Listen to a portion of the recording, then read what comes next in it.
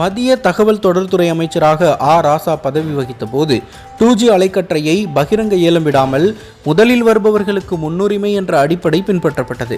இதன் மூலம் 1,76,000 கோடி ரூபாய் இழப்பு ஏற்படுத்தினார் என்பது மத்திய கணக்கு தணிக்கை குழுவின் குற்றச்சாட்டு. இதன் அடிப்படையில் சிபிஐ வழக்கு பதிவு செய்து ராசா, கனிமொழி உள்ளிட்ட 17 பேரை கைது செய்து சிறையில் அடைத்தது.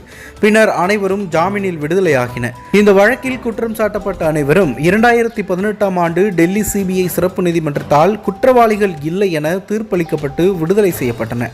டெல்லி சிபிஐ சிறப்பு நீதிமன்ற நீதிபதி OP ஷைனியின் இந்த தீர்ப்புக்கு எதிராக சிபிஐ, அமலாக்கத்துறை உள்ளிட்டவை டெல்லி உயர்நீதிமன்றத்தில் மேல்முறையீடு செய்தன.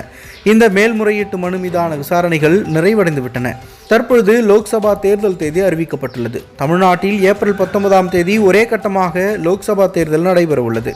திமுக வேட்பாளர்களாக ராசா, கனிமொழி ஆகியவர்கள் மீண்டும் போட்டியிடக்கூடும் என்கின்ற எதிர்பார்ப்பும் நிலவுகிறது. இந்த நிலையில் 2G ஊழல் வழக்கின் மேல்முறையீட்டு மனு மீதான விசாரணைகள் நிறைவடைந்துவிட்டன. மேலும் தேர்தலுக்கு முன்பே தீர்ப்பு வரக்கூடும் என்பதால் அச்சத்தில் இருக்கின்றனர் திமுகவினர். பாஜக வேண்டுமென்றே திமுகவை அழிக்க நினைப்பதாக திமுகவினர் சிலர் குற்றம் சாட்டுகின்றனர்.